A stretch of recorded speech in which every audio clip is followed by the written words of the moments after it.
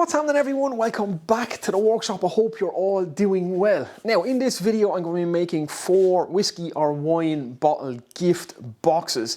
So these are designed to be keepsake boxes after that bottle has gone and all the festivities and merriment is over. And you still have these boxes left for lovely little keepsake boxes. So I suppose the box itself is the main part of the gift. Now, it's going to be mostly power tool woodworking in this video, finishing it off with some hand tools. So some of the detail work is done with hand tools. So mostly a power tool build in this one. Some of you guys have been asking me to make some more power tool related videos. So I've done a few recently. But whether you're a power tool woodworker or hand tool woodworker, these videos are designed just to give you guys some ideas and some inspiration to get into your shops and make something. You never have to copy anything I'm doing in my shop. Again, it's just to give you guys some ideas. So without further ado, let's crack on. Now, just before we crack on, I want to thank Tradeify for sponsoring today's video. Now, Tradeify is a complete job management platform designed for tradespeople. So if you're self-employed on the tools all day and you're struggling with your office work, definitely check this out. It's an absolute massive time saver. I use it. I'm a self-employed electrician and it has changed the game for me. It saves me about 8 hours a week on office work alone. So it's essentially all your office work in one place. It's desktop and mobile based, both iOS and Android. And it's everything from invoicing to quoting to timesheets to scheduling, all that good stuff. And generating professional looking documents is super easy on it, and you can track everything on there as well. So definitely check it out. If you're struggling, you're on the tools, you're in the trades and you need a job management platform, then Tradeify is definitely one I highly recommend. Now, I will link it below. There's a 14-day free trial, no strings attached. You can play around with the full job management platform, see how it can help you and your business. And there's a promo code MANINSHED, which will give you 50% off for the first 3 months. So link it below, check it out. Let's get on with the boxes. Okay, so let's crack on with this project. Now, I have a bit of a head cold or a man flu or whatever you want to call it, so please forgive the voice, and if I'm doing a bit of sniffing in the video, you'll understand why. Now, I have a plan here, and as always, it's not quite a plan, it's more of an idea, so I'm going to kind of invent this as I go along, but I have the basic box laid out, so let's just give you a quick look at what I'm planning here, and then we'll crack on and start making it. Okay, so here's a rough plan just to give you guys a quick idea of what I'm doing. So I just want the internal dimensions of the box. I want it to be 350 millimeters in length and 100 millimeters in width. Now, that's about 4 inches by 14 inches. So for my American viewers, every 100 mil is roughly 4 inches. So I'm going to build this in metric. I don't want to keep switching between the two. So if you guys see 100 millimeters, you know it's 4 inches. So just do a little multiplication and you'll get in the ballpark. So we're 4 by 14 or 100 mil by 350. That allows us plenty of room for our wine bottle. And the outside of the box is going to be 120 mil in depth. So that's 4 inches plus 3/4 of an inch. So 4 3/4 is the total height of the box. And that will give us enough room to put a rebate in the end, or a groove in the end to put our bottom of our box in, and a rebate in the top so we can put our lid on. And there's plenty of room between the two for our wine bottle. So from there we can work out the rest of our dimensions. So the outside dimensions of the box, allowing for the dovetails, it's going to be 374 millimeters and 126 millimeters. Now, it just so happens when I add up all 4 sides, it's exactly a meter of material around the entire box. So happy days, that's just a pure coincidence that worked out at exactly 1 meter. So that's what we need to dimension up all our pieces to. So I'm going to crack on now. We're going to build this from cherry, maybe 1 from walnut. I'm going to use up whatever I have in the shop. So yeah, let's get going. Okay, so I'm going to start dimensioning up the cherry. Now, I've just enough in this lentil board to get 3 boxes out of. I have just a little bit of waste left over, so I'm going to be cutting it quite fine. So I'm going to cut this into 3 sections. That's 3 boxes. They'll be easier to manage and I can plane them all up and stuff like that. I'm going to do the same with the walnut. So they're going to be 1 meter 30, so 1030 millimeters. So I have 30 mil to play with of waste material for all the pieces. It's not a lot, but it's going to have to do because I want to try and get the full tree out of this. So let's just get on and chop it up.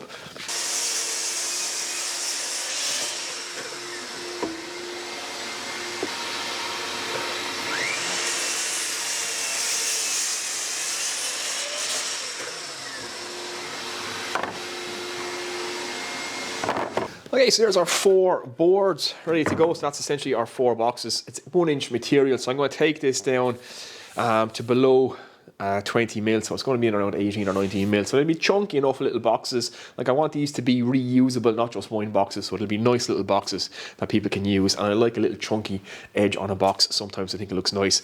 So we'll take it down to about 18 mil. We'll see once we start machining this stuff down, once it gets perfectly flat, we'll see exactly what we're left with. But I'm expecting it to be somewhere around 18 millimeters. So just setting up my jointer planer thicknesser, and we start dimensioning these.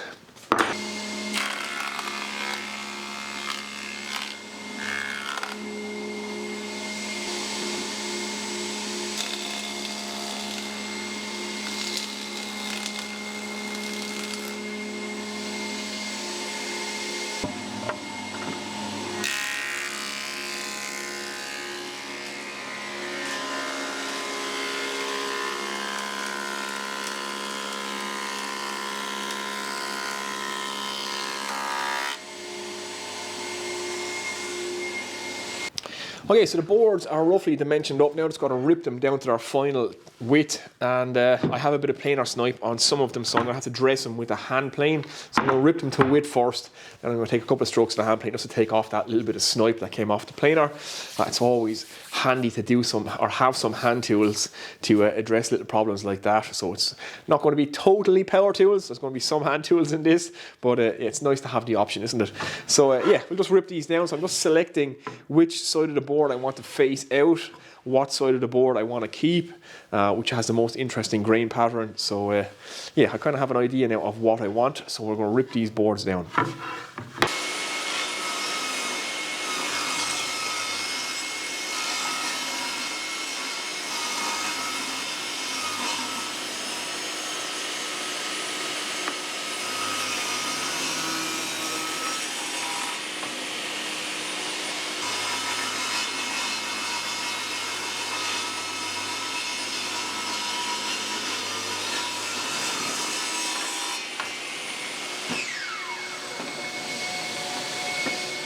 Okay, so the boards are ripped to their final width. Now I'm just taking out some of this planer snipe that I had.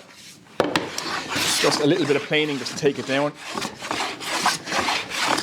And any excuse to use the hand tools, so I'm not too put out about it. And the finish you get from a sharpened hand plane is absolutely flawless. Like sandpaper wouldn't be as nice. So like I say, even if you only do power tool woodworking, it's always nice to have some hand tools on hand, just for doing little jobs like this. It's relatively quick and easy, and it's pretty simple to be accurate as well.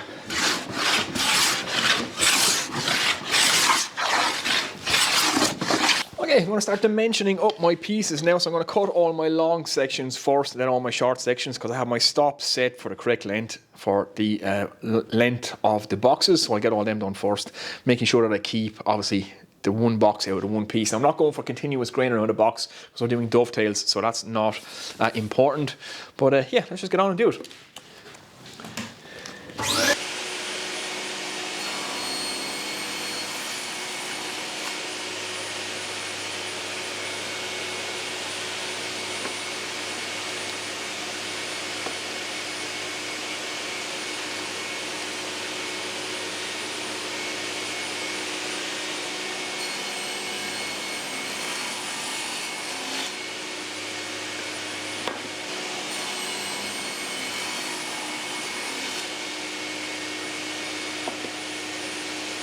Okay guys, there's all 4 boxes dimensioned up, nice, quick and easy on the crosscut slate, and I've just orientated them now the way I want them to go, so which way I want the grain facing, which direction, which side is up, which side is down, which side is in, which side is out, all that good stuff. And I've numbered the joints on top of the box, because that's going to help me orientate these now correctly in my dovetail jig. So I'm going to be doing half blind dovetails. The tails are going to go on the long board, so they're going to go in, recess into the end boards.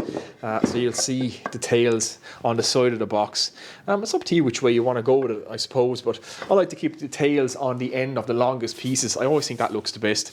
So yeah, that's what we're going to do. So we need to set these up in our jig now, and we have a few things we have to think about, because we literally have to turn the boxes inside out in order to cut the joints the correct way around. So I have to be very careful and be 100% sure every single time I cut it that I don't actually reverse the joint, because that would be a disaster. So let's get on and do that. Okay, so I'm just getting ready to cut my dovetails on the dovetail jig. Now, like I said, I've numbered each joint to correspond. I've numbered them on the top so I know which orientation they have to go. And what I have to do now when I'm placing these in the jig, I can't put them in like this because otherwise it'll reverse.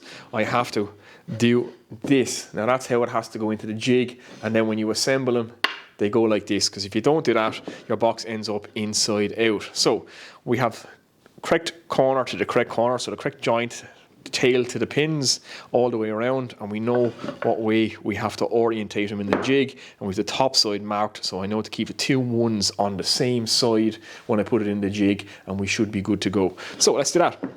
Okay, I'm all set up in the jig. I have this piece perfectly centered. This is my tails. This is going to be my pin side, and I have them orientated correctly so that when they go back together, it's the outside of the box that's facing out.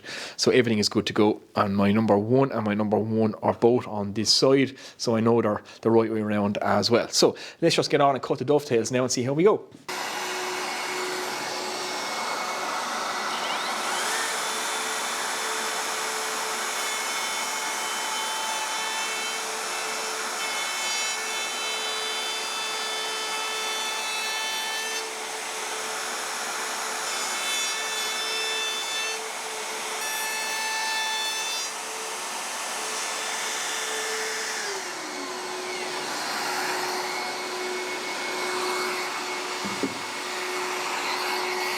Okay, so there's one box done, nice and quick. It takes about 10 minutes to knock out all 4 corners. You can see we have nice half blind or half lapped dovetails here. They're all fitting snug. I haven't hammered them home because they're quite snug and I don't want to do that until the final assembly. Now here's the problem.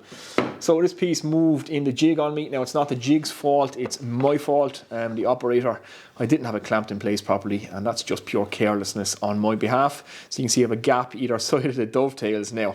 Now I'm out of walnut. I don't like my family enough to go buy some more, so we're going to repair this piece. I'm only joking, guys, if you're watching. Not really. Anyway, we're going to have to stick some end grain of walnut in beside these now to repair this joint, and hopefully we can disguise it. But whoever gets this box, it'll be a nice little talking point anyway. So I'll leave this till the end, till we're doing final assembly, and we'll do the repair on this. I'll go cut the rest of them out now, all the cherry ones out.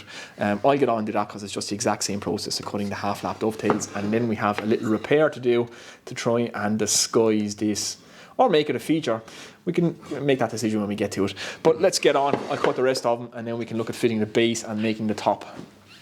Okay, so it's a few days later. I'm back at the boxes. All the dovetails now are cut, so the half lapped or half blind dovetails are all done.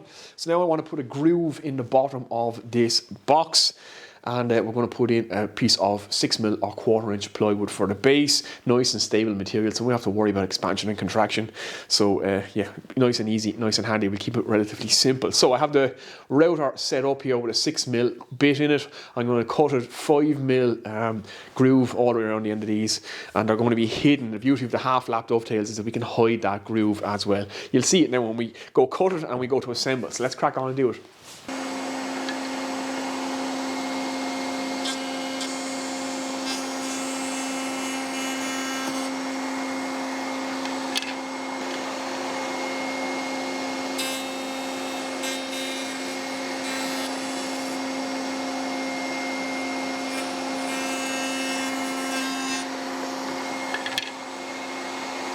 Okay, so there's our 6mm or 1/4 inch groove in the bottom of our boxes all the way around, nice and quick and easy. And the beauty of the half blind dovetails is the groove is hidden. So as you can see, I can put that joint together, and you can see on this side there's no sign of the groove coming through. So it's hidden within the joint, which is the nice thing. So I'm going to cut the plywood bases to go into these. Then I'm going to sand all these up, and we're going to get ready for glue up. And once that's done, then we can think about how we're going to make the lids for this, or what design lid we want to do. So I haven't decided yet. So let's do that. Okay, so I went and dimensioned up some plywood for the base. It's just 6mm ply. I'm going to slot it into the base just like this. So I sanded everything up to 120 grit. In the inside of the box and the outside of the box just before assembly, and it's nice and simple. I'm just going to put the base into the groove just like that, close in the sides and glue these boxes together. Now I have a couple of them glued up already behind me, so I'm going to crack on and glue these up. There's not much to it, but it's kind of hard to talk and glue at the same time. So it's nice and simple. Get these together and then just measure corner to corner we have the exact same measurement, we know we're good and square, and we can proceed. So I'll get on and glue these up now, and we'll jump back in. Right, the boxes are glued up. Now I'm just filling some gaps, and I have to do the repair on these tails here. So you can remember this piece moved in the jig, and I took a wider piece in. I should have, so I'm just repairing it. Now I've already done one, and as you can see, once that is repaired, you can barely see it. Now, if you looked really, really close, you will find it, obviously, because the grain is not exactly matching, but it's hard to see from, even from this distance on the camera. So, all is not lost when something like this happens. You can always add wood to wood, which is a nice thing. So, I'll just show you exactly how I did this, and another little tip just for filling little gaps like this. So let's get on and do that. Okay, so I'm going to do one of these, just give you a look, and I'll get on to the rest and I'll show you the finished results. So the gaps that are left with, they're about 3 millimeters in total. So I've just split a piece of walnut that is the same color as this piece. It matches it pretty good. Cut that down to 3 millimeters, and we're just going to cut that now and put a piece in here and match the angles. So there's really not much to this. Just cut off a small piece. Just large enough that I can hold it in my hand. I just roughly want to measure the width of that there. Take my chisel, just going to mark that, just like that. We can split that then. Just a couple of taps should do.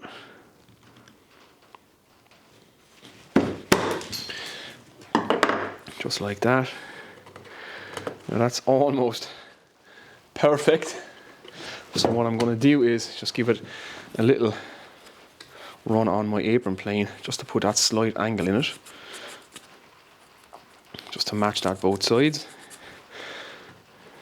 See how that looks. Now that's not bad. So a little bit of glue on that. Glue in there.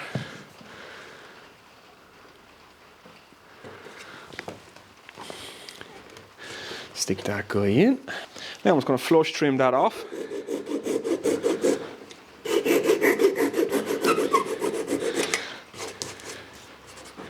Just like that. Now let me give you a close up on that. Okay, so there's our piece now in place. It's glued in. Now it's a little bit obvious because we haven't done any blending work on it and we haven't sanded it. It's just rough cut, whereas these pieces are actually sanded. So we will blend that in now in a second. So I have another gap just in front of the tail here.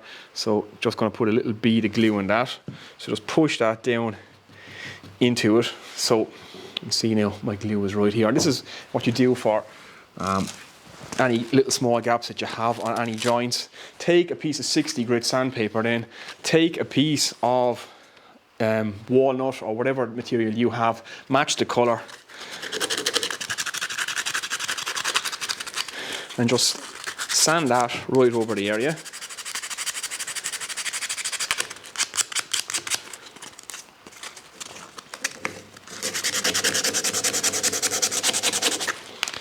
Just like that. And rub that in. That fine sawdust then will fill those small gaps.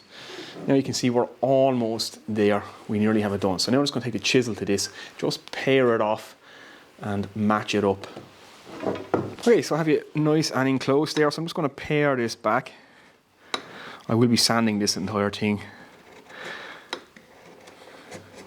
with a finish sand. But just to show you,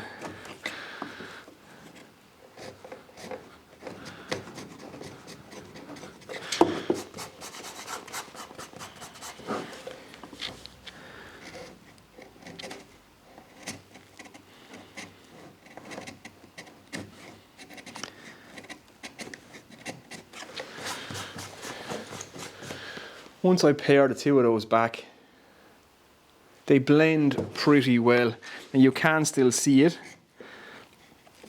So a bit of work just to remove the line between them.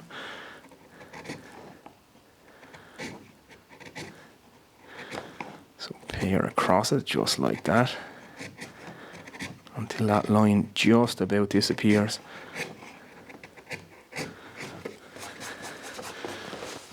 Now, there you go. That'll be pretty difficult to see now once I sand that and get a finish on it. I've almost blended it so the line can't even be seen. You can still see a small bit of it here, but with a bit more work, that will nearly be gone. So there you go, nice and simple to repair them. I'll do the rest of these now and I'll show you the finished result. Right, just hit it with the orbital sander, and there's the final result. Now, you'd never know looking from this distance that that is a repair job, but that is the actual joint. So let me just give you guys a close-up on it here now. See if the camera will focus on that. There we go. So you can see the pieces I've added in there. There's one there. You can see they're slightly proud of the other dovetails because there was a gap in front of the other dovetails that I filled. You can just see the little fill lines, so you can see them there, but it's hard to see the line between the dovetail and the infill piece now, especially on the end here. So nice, good camouflaged piece. Pretty happy with that. And as they say, if a blind man on a galloping horse passed by, he certainly wouldn't see it, or you won't see it from my house. So there we go, guys. That's just a simple repair. And remember, all is not lost when things like that happen. Yeah, they are salvageable. So let's crack on. Okay guys, so it is a few days later again. These boxes are taking a lot more work than I thought, but we're getting there. Now, I've sanded them all up. I've fixed up all the joints, did all the repair work, just like I showed you in the last bit. And so these are all sanded now up to 280 grit on the outside. So the boxes themselves are more or less finished. Now, I've kind of come up with an idea. I'm going to do an inset lid, just like this, so you can see it. So I'm going to do a sapele lid on the cherry boxes, and I have a maple lid inset on the walnut box. Now, nice and simple. All I did was added 2 square bits of sapele inside and these 2 square bits of maple inside and that. I kind of cut them off camera because it's the same thing again. It's just me using my table saw and the planer thicknesser just to make up a few pieces like this. So put them inside, and that's exactly what the lid will sit on. Now, I've come up with an idea for handle tops as well. So I've just cut some trapezoidal pieces on the table saw. I have to cut some maple ones. So I'm going to put some sapele on top of the maple. I'm going to put some maple on top of the sapele. So that's what we're going to do. But at the minute, I'm just fitting the lids. Now, when it comes to fitting things precisely, there's no better tool than the good old shooting board. So that's exactly what I'm using with the number 5.5 plane, just to get a perfect fit. So essentially just take a few strokes and check and see how we're getting on, and try not to get tear out. So make sure that you're going the right way.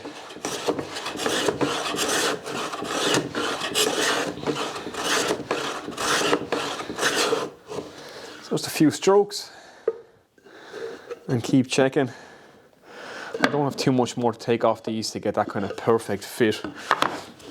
Okay, so we're almost there. We have a nice snug fit here, so just a little bit to take off the back of it. So we'll take a few more strokes just off the back end here.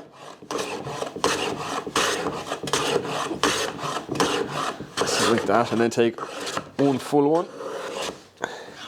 Let's see how we're looking.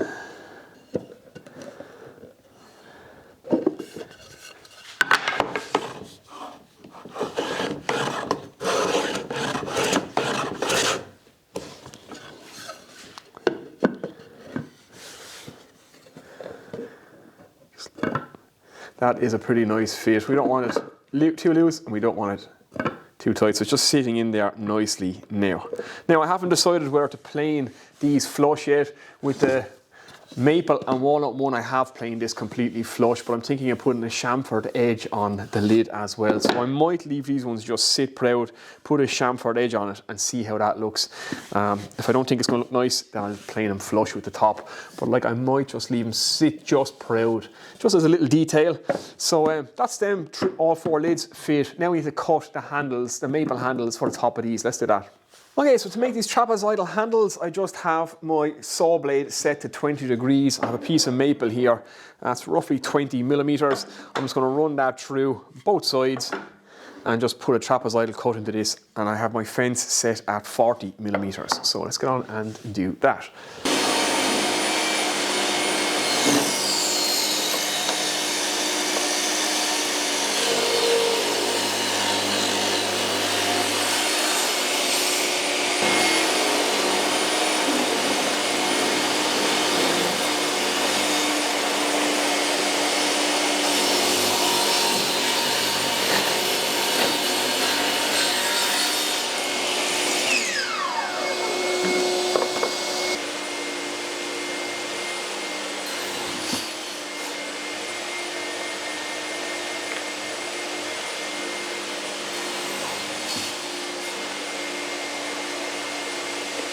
Okay guys, there's the trapezoidal handles in place. Now I happen to really like them. I like the kind of big chunky handle kind of look.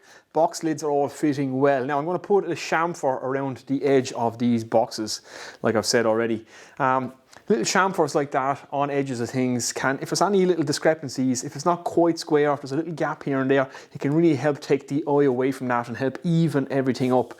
So that's what I'm going to do. So I have just 3mm now on my marking gauge here. So what's that, 1/8 of an inch, and I'm just going to scribe a line all the way down these, all the way around the side, just like that. And then we're going to come 3mm in on the face, all the way around again, and we join those two lines together. Now I'm doing this with hand tools. I could technically do this, I suppose, with the router, but you get a much better finish with a hand plane, I find. So I'm just going to use my little apron plane, and I'm literally just going to work down this side now, join up those two lines and put a chamfer in it.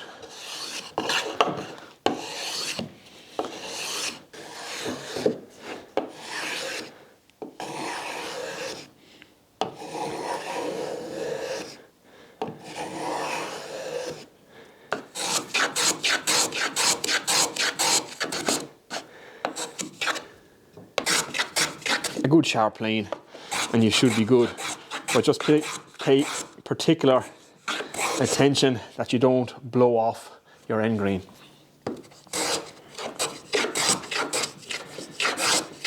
Okay, so the chamfer is all done all the way around. Now look, it's just a simple little detail like that, and look at the absolute massive difference that makes to the box. Even with the maple one that is flush, I'll show you that one now. So there you go. It's just a lovely little detail. Now, the gaps aren't perfect all the way around this, but having a little chamfer like that in it helps just hide any little discrepancies. It really takes your eye away from it. It's a good little trick, and it's just a lovely little detail in there as well. Now, I've also done it to the trapezoidal handle. So you can see I've put a chamfer here and all the way around the edge of that. Again, it's just another nice little detail. If that's coming out on camera there you can see it. So it really finishes off that little handle nicely, takes off the sharp edges off the side. It makes it nice to grip, and it replicates what's around this edge on this edge. So that's roughly what the top of our box is going to look like now. So I have to go sand these lids up now, get them up to, I think, 280 as well as the boxes. Then we can glue on our handles, and then it's time to get a finish on. Let's do that. Okay, so it's a couple of days later again, guys, and I have the handles now are all glued on. I have a couple of coats of Danish oil on the boxes. I've let that dry out nicely. I'm not going to put any more on because I want a nice matte finish. And now I'm just buffing them off with some Alfie Shine. And I've mentioned Alfie Shine many a time on my channel. I actually love this stuff. Just rub it on and buff it off. It's just a nice wax polish to protect the wood. It smells absolutely fantastic. It has frankincense and myrrh in it, so that's kind of apt for the time of year that I'm making these. These are going to be Christmas gifts, so to have frankincense and myrrh as gifts at Christmas is really nice. And when you open the box, the scent of the Alfie Shine just jumps out to meet you. It's absolutely fantastic. So it's just a nice little touch to add a little bit of character to these as well. So they're all done now, more or less. So it's only a case of pop the bottles in them. Little few shavings on top. Now I've just made some little oak bottle holders to sit in. These are designed just to be thrown away because the boxes themselves are going to be keepsake boxes. So it's just a bit of offcut of oak I had. I just drilled a 35mm hole in it. That will go over the bottleneck and hold the bottle in place in the box. So we're just about there. Let's get the bottles into them. Okay, let's get our bottles in. Now I have to say, I love the cherry ones. I think they're absolutely beautiful. I love cherry, and it's going to go a lovely dark red colour, and the sapele will darken up even more. So I think these ones in a couple of years will look absolutely fantastic. But let's get the bottles in, like I'm saying. Now I'm going to use some of the shavings that actually came off these boxes just as a nice little bit of packing in the box as well. Now these bottles I'm using are just props for this video. I don't want to give away what I'm getting people for Christmas, because this video will be out in time in Christmas if you're watching it when it first comes out. So there's our little bottle holders just inside with 35mm hole in them. So I'm just going to put some nice shavings just in the end of this. Just like that. We can help pack our bottle in there. And we can take our bottle, we just slide this down on the neck, drop that in, just like that. That helps keep the bottle stable then. Happy days. And we can just pack in a small little bit of this around it, just as a nice little feature.